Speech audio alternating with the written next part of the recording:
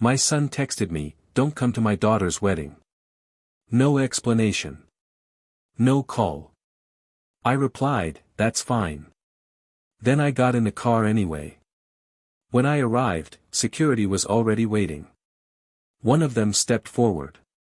"Sir, you can't go in." I didn't ask why. My name was on the "Do Not Enter" list.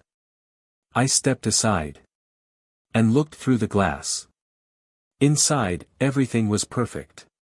Music. Smiles. Applause. My son stood there. Like nothing was wrong. He didn't look at the door. Not once.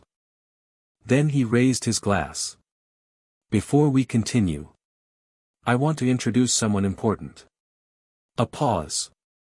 A smile. "This is my daughter's real grandfather." People applauded. No one questioned it. I didn't react. I just stood there. And listened. Because in that moment, everything made sense. This wasn't a mistake. It was planned. And I had been erased from it. I turned away. Walked back to my car. Slowly. Because I realized something simple. The house they were living in wasn't his to begin with. I didn't go home right away. I drove for a while. No destination. No urgency. Just needed distance from that building. From the noise. From the version of reality they had just presented, without me in it. At a red light, my phone buzzed. A message from my son. "Let's talk later." Things got complicated. I read it once. Then put the phone face down. Complicated. That was the word he chose. Not sorry. Not a mistake. Just, complicated. That told me enough. By the time I got home, the house was quiet. Exactly how I left it that morning. Nothing looked different. And that's what made it worse. Because something had changed. Not in the house. In how I saw it. Something about the silence felt wrong. Like I had walked back into a place that no longer belonged to me. I walked through the hallway slowly. Past the photos. Vacations. Birthdays. Milestones. Moments I had paid for. But somehow never fully belonged to. I stopped in the living room. Looked around. Every piece of furniture. Every wall. Every detail. All of it, mine. Legally. Undeniably. And yet. It didn't feel like I was the one living there anymore. Later that evening, another message came. This time from my daughter-in-law. Polite. Careful. "We didn't mean to hurt you." I noticed what she didn't say. She didn't say sorry. She didn't say it was wrong. Just, that it wasn't intentional.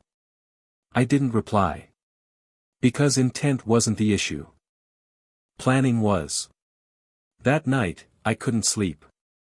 Not because I was upset. Because something didn't add up. The security. The list. The timing. That doesn't happen spontaneously. Someone had to give instructions. Approve it. Prepare for it. And everyone involved knew. At some point after midnight, I got up and walked into my office. The door was slightly open. I never leave it like that. I stopped for a second. Then stepped inside. Sat down. Turned on the desk lamp. Opened the drawer I hadn't touched in months. Inside were copies. Documents. Property agreements. Utility registrations. Everything connected to the house. I went through them one by one. Slowly. Carefully. Not searching for answers. Just, confirming what I already knew. Nothing had changed. On paper. But something had shifted. In reality. I closed the drawer. Turned off the lamp. And sat there in the dark for a moment. Not angry. Not shocked. Just, clear. Because now I wasn't guessing anymore. I was starting to understand. And once you start seeing it, you can't go back to pretending you don't. The next morning, I woke up earlier than usual. Not because I had to. Because my mind hadn't really stopped working. The house was quiet. Too quiet. I stayed in bed for a moment, listening. Refrigerator hum. Distant traffic. Nothing unusual. And yet, something felt off.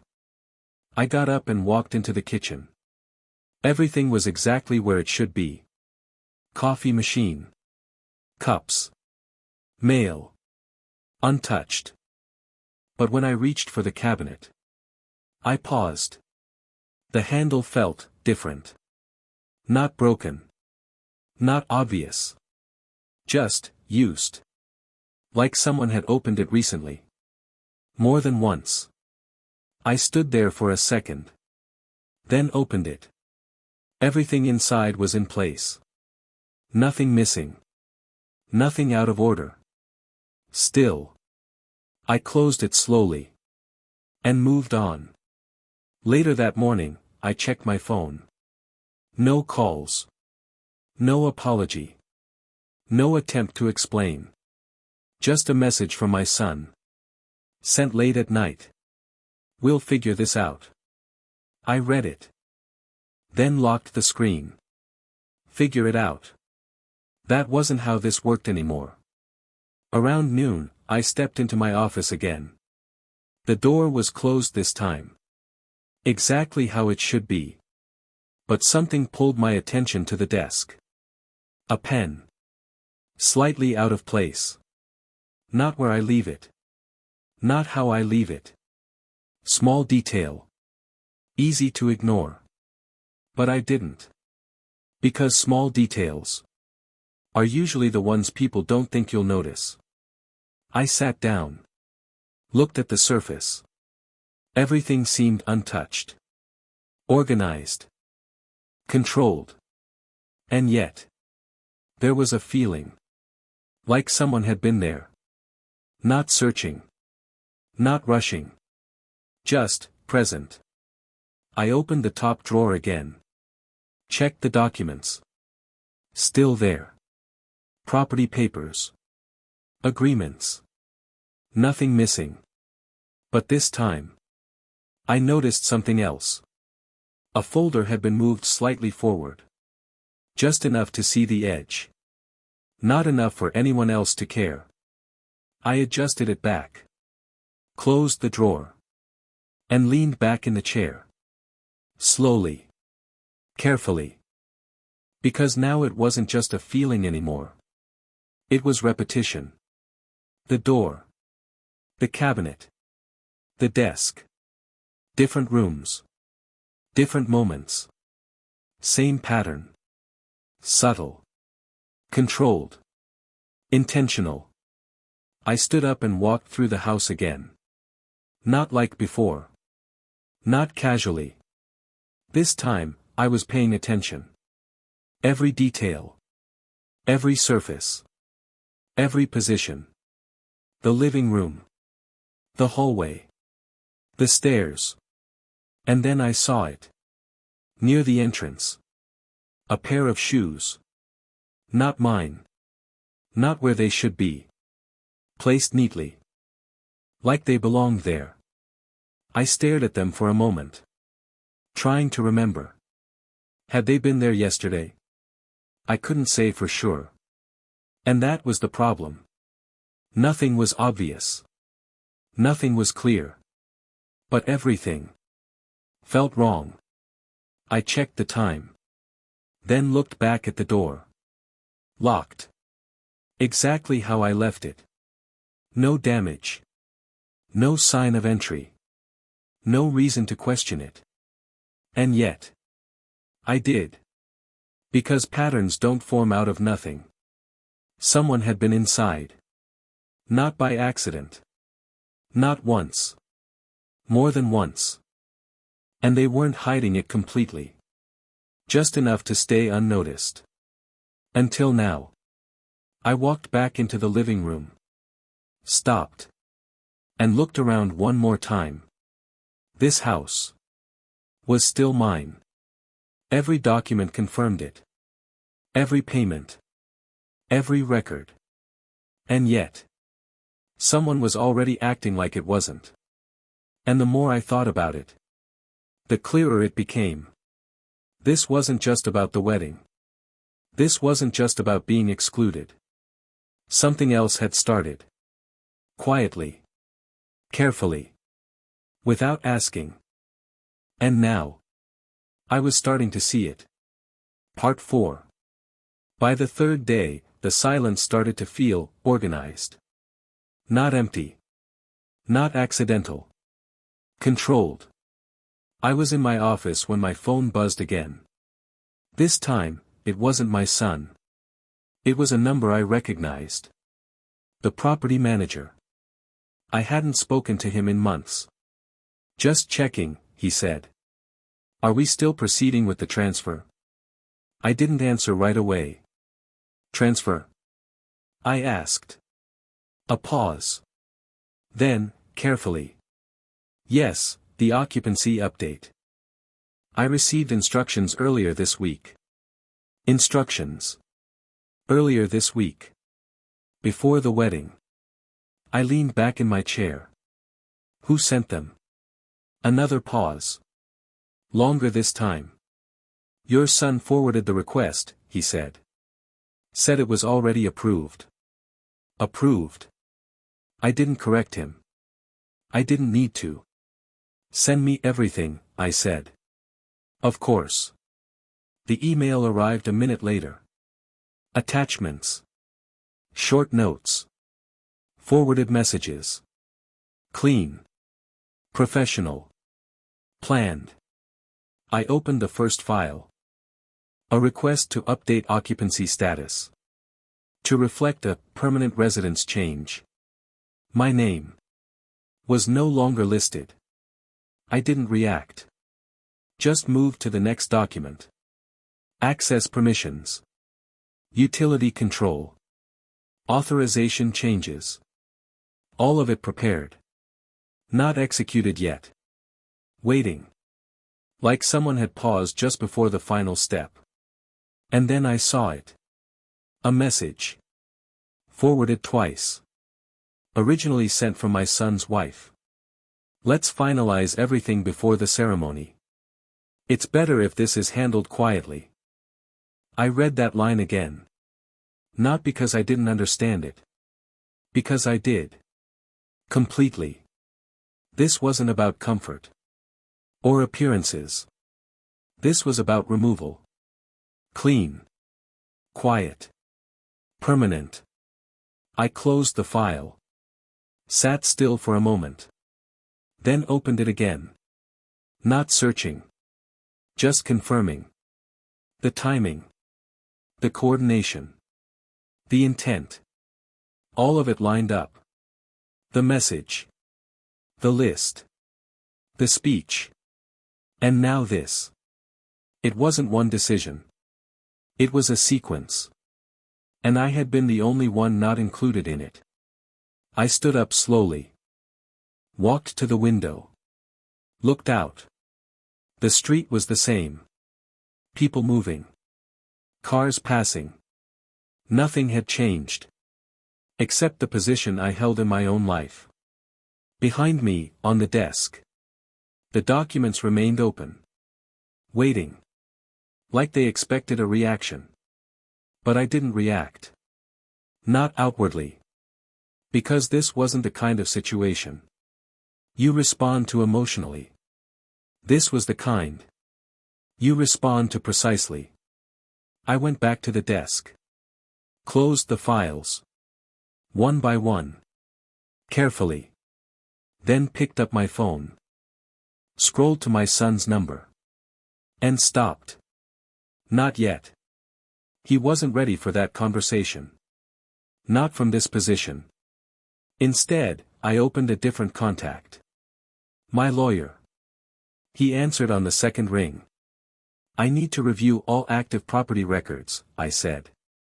Immediately. No questions. No hesitation. Of course, he replied. I ended the call.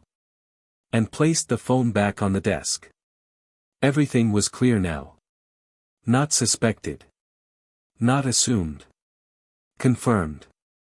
They hadn't just removed me from the wedding. They had started removing me from the structure. From the house. From the authority. Piece by piece. Quietly. Carefully. Without asking. And the only reason it hadn't been completed yet was timing. They were waiting. For the right moment. The right setting. The right version of the story. I looked around the room one more time. This house was still mine. On paper. In reality. That was about to change. Unless I changed it first. Part 5. I didn't call him.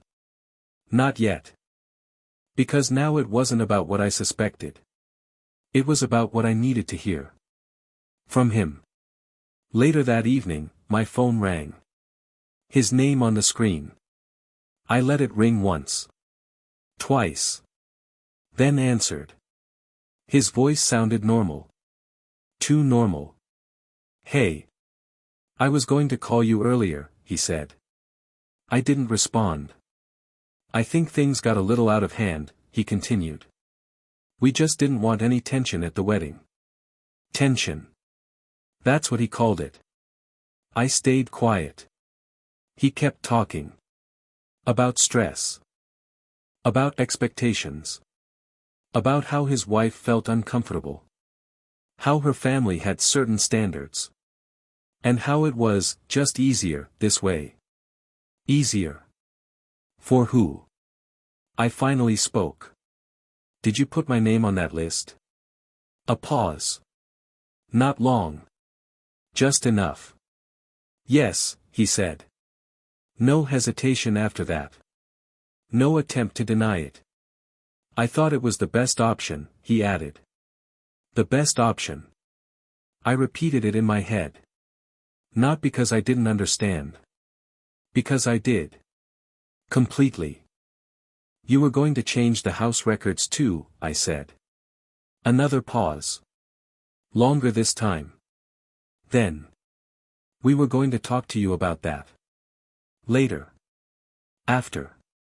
When everything was already in place. I exhaled slowly. Still no anger. Just clarity. You weren't going to talk, I said. You were going to inform me. Silence. On his side now. I could hear him breathing. Waiting for me to soften. To step back. To make this easier for him again. Like I always had. But something had shifted. And he felt it. I didn't mean it like that, he said quickly. It just made sense. There it was again. Not wrong. Not hurtful. Just logical. Convenient. Calculated. I walked to the window. Looked out into the dark. You introduced another man as your real father, I said. He didn't answer. Because there was nothing to explain. That wasn't for them, I continued. That was for you. Still silence. Then, quieter. I didn't think you'd take it that way. Of course he didn't. Because for years. I hadn't taken anything anyway. I had absorbed it. Adjusted to it. Ignored it. Made it work. I told them not to make a scene, he added. Like that made it better. Like excluding me quietly. Was somehow respectful. I nodded to myself. Slowly. Because now it wasn't just about actions. It was about how easily he justified them. How naturally he explained them. As if I was the variable. That needed to be managed. Not the person who had built everything he was standing on. I've been trying to keep things balanced, he said.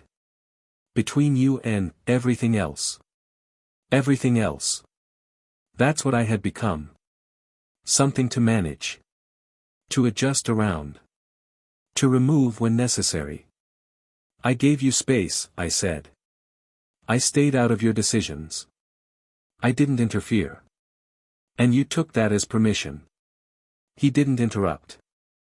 Didn't argue. Because he knew.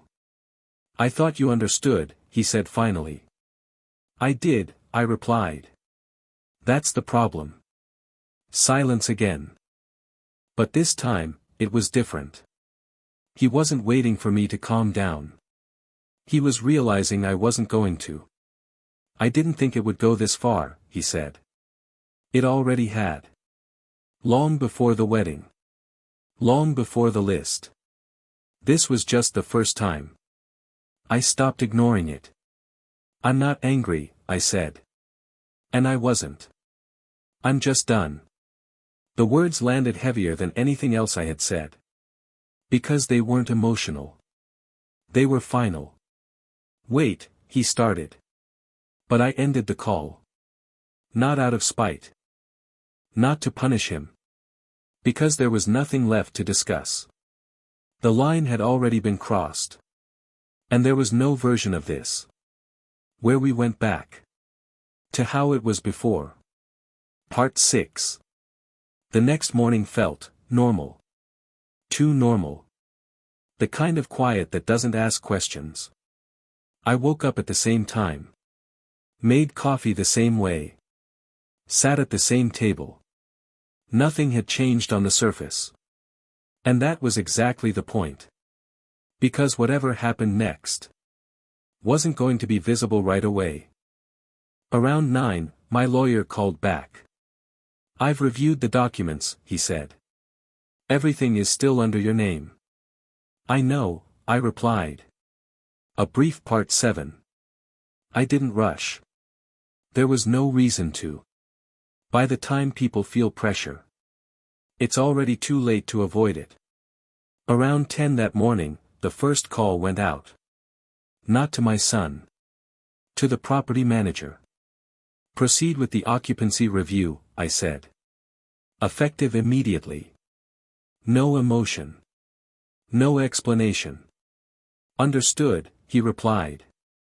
Within an hour, the formal notice was issued. Clean. Professional. Routine. Anyone reading it would think it was standard procedure. Which is exactly what it was. Just, not for them. I moved on to the next call. Utilities. Accounts. Access control. Nothing dramatic. Nothing loud. Just adjustments. Small changes that don't draw attention.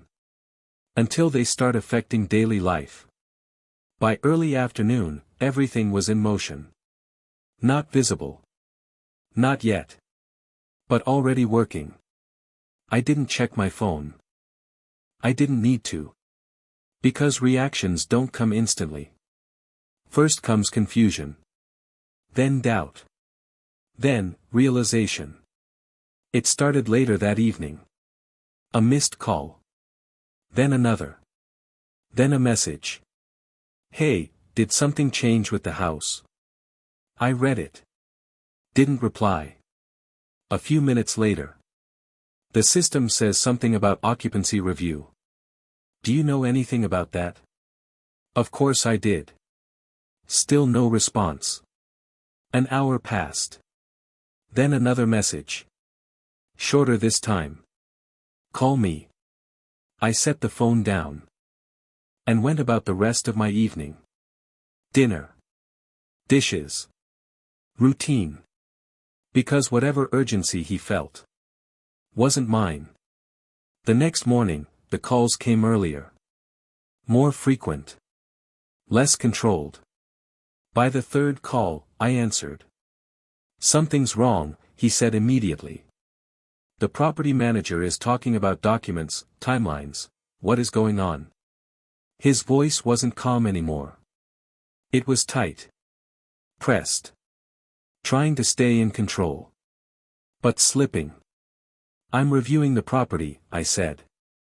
Neutral. Measured. What does that mean? He asked. It means I'm reviewing it. Silence. Then. You can't just do that without telling us. I almost corrected him. But didn't. Instead, I let the statement hang. Because that assumption. That I needed permission. Was part of the problem. I'll let you know if anything requires your input, I said. Carefully. Deliberately. A pause. Then I heard it. The shift. You're doing this because of the wedding, he said. Not a question. A conclusion. No, I replied. I'm doing this because of the documents you submitted. Silence again. Longer this time. He hadn't expected that. Because he hadn't expected me to know. Those weren't finalized, he said quickly. We were going to talk to you first. I didn't respond to that. There was nothing new in it. Just the same pattern. Delayed accountability. I need to understand what's happening, he said. And for the first time. There was something else in his voice. Not confidence. Not control. Uncertainty. You will, I said. And ended the call. I didn't wait for his reaction. Because I already knew what it would be.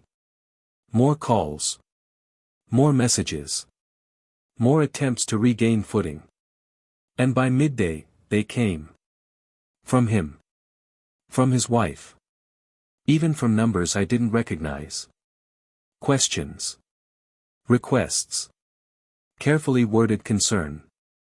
None of it direct. None of it clear. Because they were still trying to understand the boundaries. Still trying to figure out how far this would go. By evening, the tone had changed. Shorter messages. Less control. Please call. We need to talk. This is getting serious. I read each one. And left them unanswered. Not to punish. Not to provoke. But because the pressure wasn't meant to be discussed. It was meant to be felt. And for the first time. They were starting to feel it. Without my intervention. Without my support. Without the quiet corrections. I had spent years making in the background. The system was moving. Exactly as designed. And they were finally inside it. Without protection. Without control. Just like I had been. Standing outside that door. Watching something happen. That I was never meant to be part of. Part 8. I met him 3 days later. Not at the house. Not somewhere familiar. A quiet office. Neutral ground. He looked different. Not broken. But, smaller. Like something had shifted inside him. I didn't think you'd go this far, he said. I didn't respond right away. Because this wasn't about distance. It was about direction. I didn't go far, I said calmly. I just stopped holding things together for you. Silence. He didn't argue. Didn't explain. Because now he understood. The house. The access. The structure he had been standing on. Was never his. And without it. Everything felt unstable. I made a mistake, he said finally. I nodded. Not in agreement. In acknowledgement. Mistakes happen. Patterns don't. I'm not here to fix this, I said. I'm here to make it clear. I slid a folder across the table. Inside were the final documents. Timelines. Decisions. Changes already in motion. Nothing emotional. Nothing personal. Just, reality. He looked at them. Slowly. Carefully. Like he was trying to find a way around them. There wasn't one. I didn't take anything from you, I said. I just took back what was mine. He didn't respond. Because there was nothing left to negotiate. I stood up. Adjusted my coat. And paused for a moment. Not for him. For myself. Then I walked out. Calm. Steady. Without looking back. Because this time. I wasn't the one being left outside.